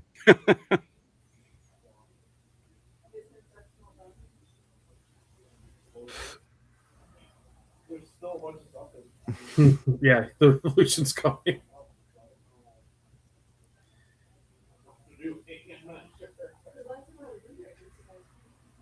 And then the big guy finds them. Brains or whatever. Well, no, this is the other guy. That guy's so dumb he doesn't even talk. Yeah. He doesn't have any lines, does he? He's just like a mongoloid. Whoa. No, dude, it was not. Nazi bear. He's apolitical. It's a bear with a swastika shaved in its fur. Well, maybe he is. I don't know. I was thinking what happens later, but it could be seen as No, he's an anti-fascist bear. But find out later. Yeah, but the guy. That's why the bear didn't kill them, because he's like, oh, you guys aren't the Nazis. Okay, my bad. When they find Chuck Connor's house, and then, like a Grimm's fairy tale, they wander in and steal the food. They start eating ravenously because they've been in the woods for 12 hours. They're almost dead from starvation. I haven't eaten since breakfast.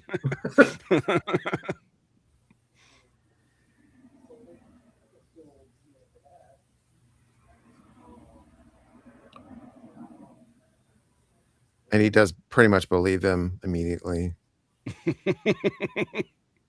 That sounds about right. And he explains. And he fought in World War II, so he hates Nazis. But then they try to escape in the truck, and then the Nazis, the skinheads, set up a barricade. Although how would they know that this was the only car that was coming down? But maybe this is their driveway. I don't know. Yeah, maybe there's this one exit. Yeah. And so we have various shootouts with Chuck Connors and the skinheads. He gets hit right away, though. Yeah, but he gets hit right away. I was kind of surprised by that. I was like, really? Already? And I don't know if they just thought a shotgun looked cooler or would be, but not really a great range gunfight weapon. Yeah, they're not meant for long range. But he's still, getting shot doesn't slow him down too much. Yeah. He's been in the war. I always pop for that, and they do it in all kinds of movies. Like, all right, go ahead, kill her. I don't care. It don't mean nothing to me. I don't even know her. And Chuck has some good one-liners, I think. Yeah.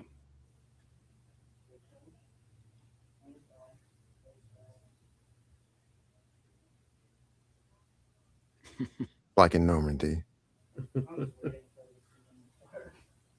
And this movie is a lot of Chuck Connors poking a gun out a window to shoot at Yeah. the skinhead standing there. Yeah, Wonder how yeah, old right. he He has to was. break every single pane, right? Yeah. I wonder how old he was in this movie, though. Because he was like already old in Tourist Trap. Yeah, I mean, maybe in his mid-60s. I don't know.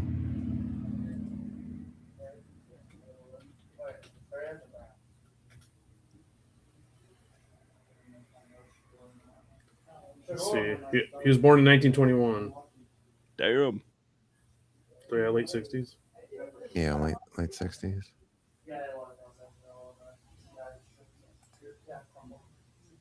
And this is one of the better lines. One Nazi slug won't keep me down for long. I just gotta take a nap. Even their bullets are pussies. They gave him a full contract. It was like 240 million guaranteed. And they traded 3 firsts for him. And he sucked. They haven't played more than 7 games since 2022. Being traded there. Wow. And he had 4 Achilles. Everyone cheered that he. She got that sweet armband. Yeah, there was a shot where you could see his tattoo. Browns, I'm guessing. Browns, Jets, Dolphins, all Cardinals, all got sucked this season. Then look for a quarterback. There's a lot. There's actually a good quarterback class this year. The audio is really loud. Is that you, Scott, or? Oh, it might be. Hold on. Sorry. Let me. Let me mute a minute. Okay. Yeah, I was trying to see his. I would show his tattoo. Yeah. On his right arm. Oh yeah. So in this guy, he starts to be sort of dissuaded. Thinks it might be not a great idea to follow this guy. Maybe I didn't think this one through. Oh yeah, so he has the death's head on his right arm.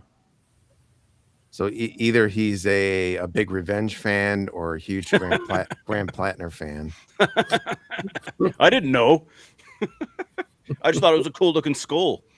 So I'm gonna go Revenge. He's a Revenge guy. Okay.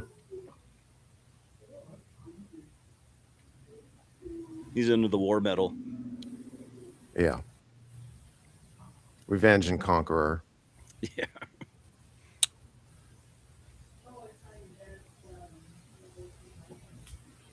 A nice retort when she says, "I can handle that 12 gauge." I'll bet you can, honey. No offense, but I'm sure she can't. Yeah.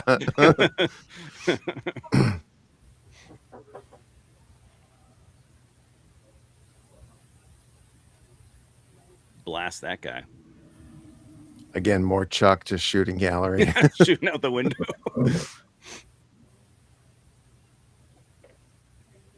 Yeah, it's a death's head on top of a swastika.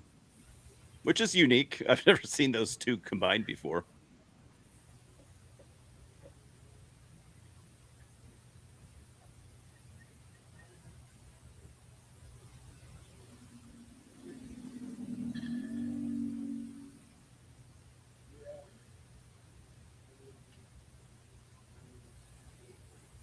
And he does reference, so part of the reason why he's coming after them is just that they were having a conversation at a diner with a black guy.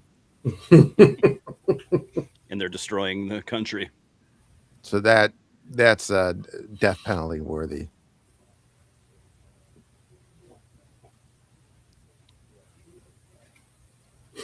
And there's the Zog, the Zionist Occupational Government. This guy's always going off on his diatribes. I'd not heard of the Zog. I've heard of plenty of Zionists, this, that, and the other. You never heard of Zog before?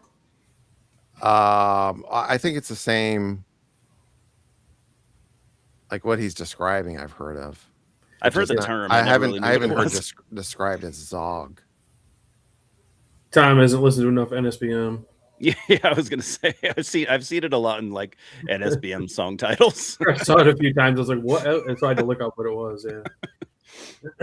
That's a weird word. But like I know the conspiracy theory, but I think that's pretty much haven't it. heard it said as Zog. There was some acronym. purported to be like a found document of what was it, the protocols of the Elders of Zion. Is that what it was called? Yeah, I've heard of the protocols of Elders of Zion Yeah. and all that stuff. It's but something. It's like from that or sprung off of that. Okay. I'll kneel before Zog. So I've heard of it. I just don't remember it being called Zog, the acronym.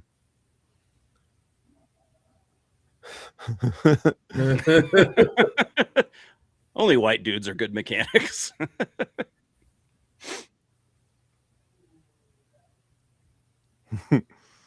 His name is Adolf Hitler, and it's the man I love.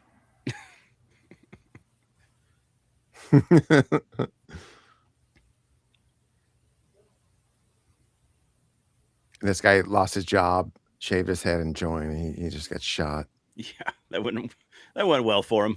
Yeah. What a bad day.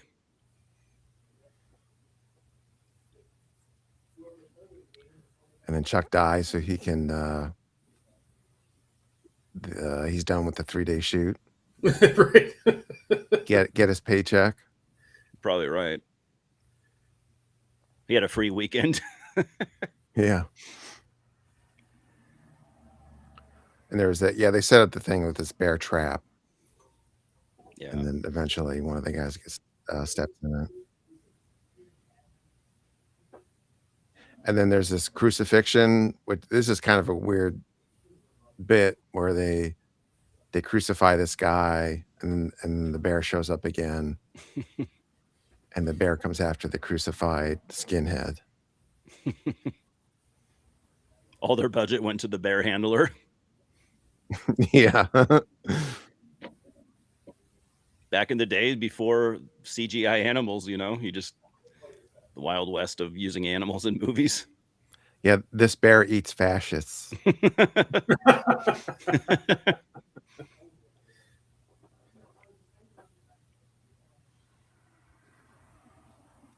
And this didn't make a whole lot of sense after talking about purity of the white race. Let's go to Mexico. They switched that up pretty quick.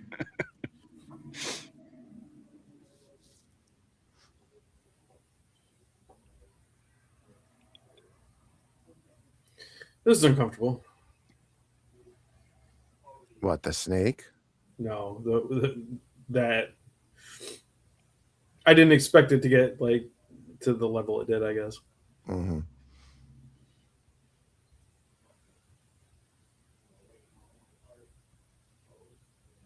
You just throw a snake on the guy and Yeah. Since when was that guy like some crazy snake like handler? He didn't seem like the type that would be able to pull something like that off. no. Just Well, like he can with fix the a phone puppy. line, so he's a badass. That's true. That's true. He's handier than he looks. So what is this actress's name? Liz Segal. Okay.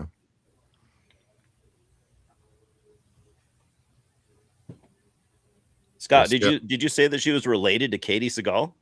Yeah, younger sister. That's crazy.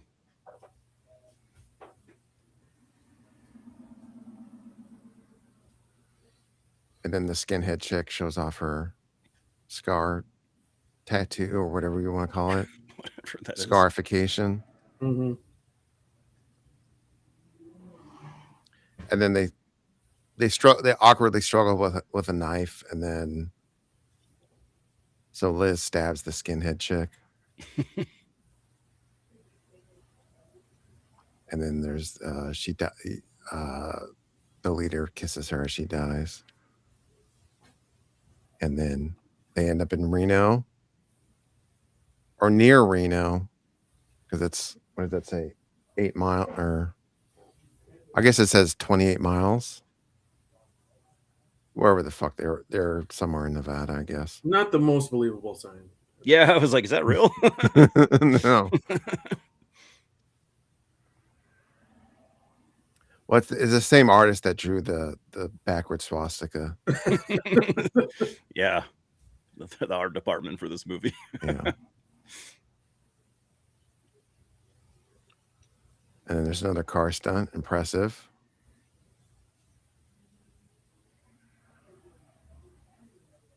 Then the final showdown.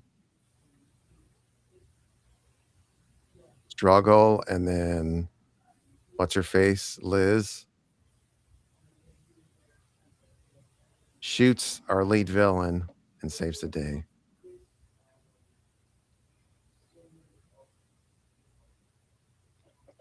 Any final thoughts on this masterpiece? It's pretty much action until the very last second. That's you got that going for it. I thought I'd already seen this, but I think I tapped out because I didn't remember pretty much from halfway point till the end. It was a little boring, I thought. And like the tonal shift kind of got me. Like they started out as menacing and then they just kind of seemed like clowns. That's true. Yeah, well, they have the infighting. They're trying to make it dramatic, where he's trying to keep the gang together. Yeah, I mean, they could have. I guess you would, movies like this, you normally expect it to be like they're going to be, the bad guys are going to be more competent and like tougher and more scary, and not just kind of just some knuckleheads. Like, I guess it's more realistic that way, though. Yeah, I think you're right, Tom. They cramming all the deaths in that one scene was a mistake because it was like there was kind of nowhere to go. There's kind of not really many events that could happen until the end. It's true. You don't have many other too much at stake after that. You only had the two and Chuck Connor. Overall, I would definitely take the Cat in a Cat movie over this. Considering how many movies Greydon Clark had directed by this point, I'm surprised at some of the ineptness of the filmmaking. Rewatching this, like the day for night and the shots and the awkwardness of the fighting, how it's shot. Yeah.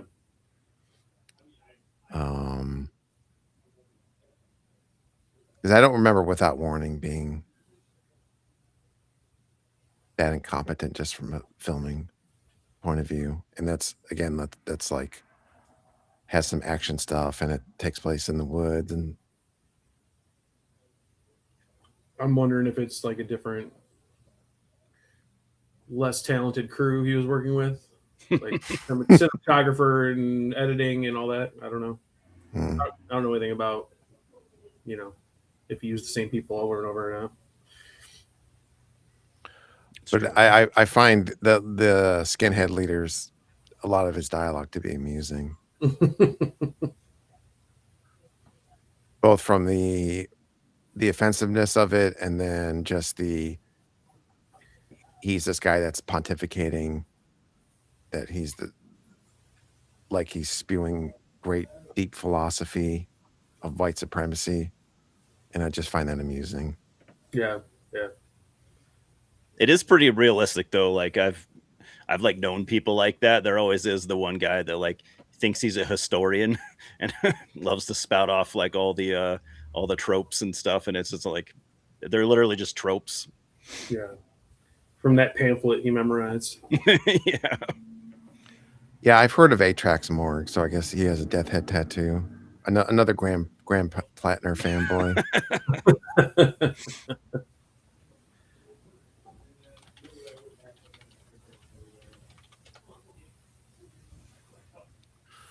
All right. Any final thoughts? It was okay. Yeah, it's worth a watch. I didn't hate it, but it's not a masterpiece. Yeah, I mean, I think it's a fun diversion, I guess. Don't go in expecting great art, but it wasn't long, was it? Wasn't it like 90 minutes? Yeah, not long at all. I did get kind of bored, I will say that. It's not a good sign when you're getting bored in a 90-minute movie, but Once definitely we're in happens. the walking around the woods part, I'm like, all right. It's true. Mm-hmm. Yeah, it's true. Like the second act is not the most exciting. The bookends are the best parts, I guess. The Yeah. first and third act, and even then, not amazing. But it's worth watching. I didn't hate it. I like Chuck Connors. Like I remembered it being more like so bad it's good, campy. But I think that originally that was just like from some of the racist dialogue. Just made me laugh when I saw it the first time. Yeah, I mean the Klansman would be a good movie to do. That movie's ridiculous. Oh, I just asked him what it was. It's the Klansman. Yeah, and O.J. Simpson is in it. Oh yeah, shit. Lee Marvin and Chuck Connors would have been a cool team up in a movie. Yeah, I wonder if they ever did. They might have. I could have seen that. They would have been like a cool a buddy cop duo, just fucking people up. I was filling in time when time started a sentence. I was filling in the end. He goes, "I wonder if," and I was thinking they ever did a loop together. No.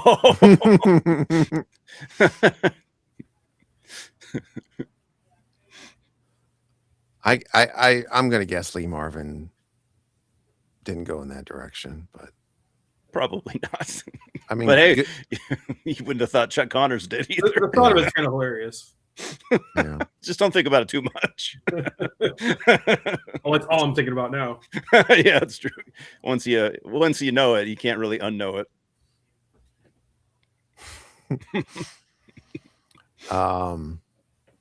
Chuck Connors was a man of his own terms.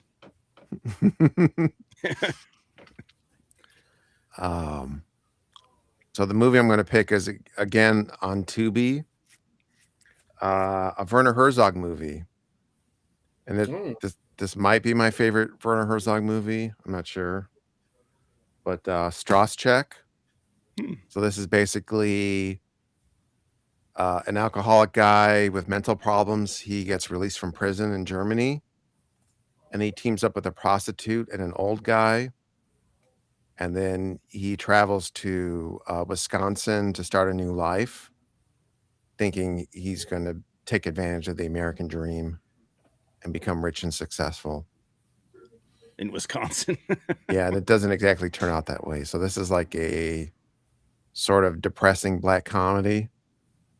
So very different. But I wanted to do a Werner Herzog movie. Okay. Yeah, I've never seen it, so cool. Either. And I'll look it up, but the guy that stars in it actually was like mentally off. But I don't want to say the wrong thing. What his condition was. I'll look it up. Because he also stars in before this he had starred in the Enigma of Caspar Hauser. And he was just like some mentally ill guy that Werner Herzog found somewhere in a street corner or something. I don't know. Wow. Say, hey, you want to star in my movie? This guy would be great. And then he started in another movie. And his name is Bruno S. Cool. Sounds. Yeah, he actually has a interesting backstory, but I'll look it up, and I don't remember all of it. Cool. I had this. He's Obsession. got a Screwdriver album behind him. Oh, nice. Screwdriver. Fuck yeah. Is that dude. the Obsession with Michael Vicera or whatever on vocals? Yeah. Yeah. Oh, okay. I'd only heard that EP that they did. That was really cool. I think this is their best release. Okay. Yeah, So they had I agree. an album before this and an EP before this, but I think this is their best.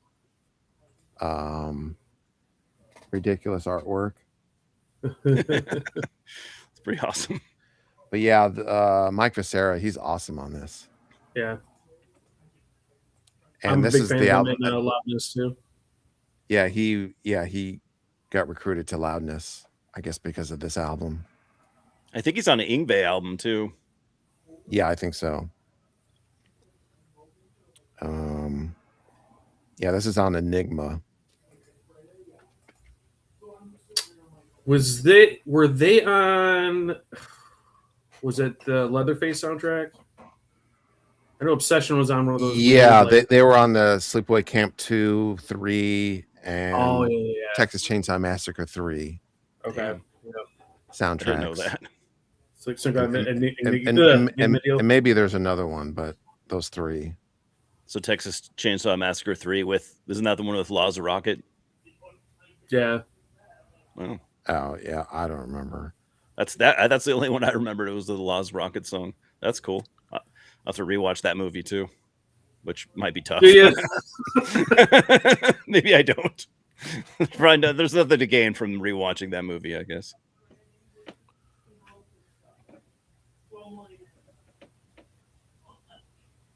Yeah, Although 'cause that's how I originally heard them was Sleepaway Camp 2 Okay. you're like, I gotta check this and out. 3. Yeah, I didn't. Yeah, I know that album cover, and I couldn't tell either. Yeah, my buddy had that. I mean, early, around almost release time on cassette, I think, and yeah, I think it must have been Sleepaway Camp 2 we were watching, and they were playing Obsession. It's like, oh, holy shit, that's Obsession. I've only ever heard that EP that they did. That's the only thing I've ever heard. Which is Yeah, awesome. is it Martial Law? Yeah. For some reason, I never did look into them further. I guess I'll have to now. I like that too, but yeah, they got a lot more polished for sure. Yeah, Mike's vocal performance, I think, on this album is substantially better than the first 2 releases. I'm not sure why, but he just got better, I guess. Practice. It happens. But he like fucking belts on this thing.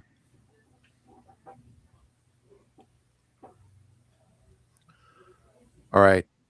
Do you guys have any final thoughts? So we'll say 2 weeks from now, probably 1 p.m. again.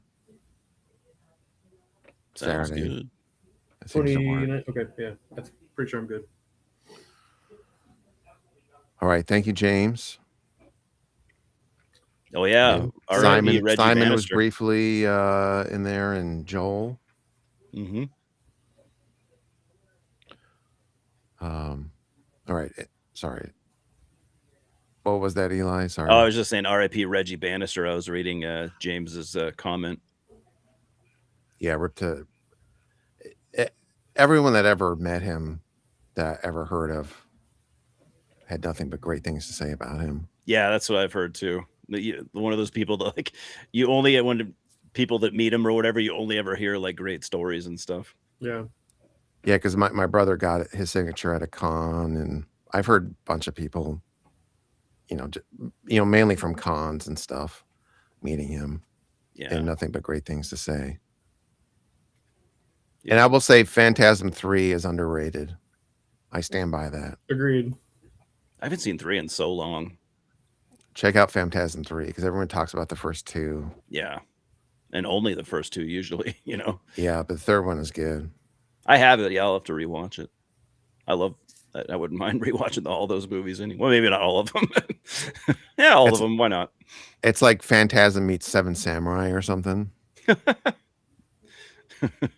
He was a cool action hero, like a very unassuming action hero. That was cool about him. Yeah, the scene in the first one when he's just like chilling, playing his guitar. Yeah. That mini amp. Then he meets what's her name, the that chick who's like, really, these two are gonna hook up. He's like the stud of the movie. It was awesome. Yeah. It's great. Oh, the 80s where you could look like that and still be like a stud. Well, that was still like 79. Oh yeah, that's true. Well, he had weed on him. So that sometimes that's half the battle, that's true. At that point. Yeah, that's true. All right. I think that's it. Thank you guys again. And thank you for watching. We'll see you again in 2 weeks. Strauss check on Tubi. In the US, at least.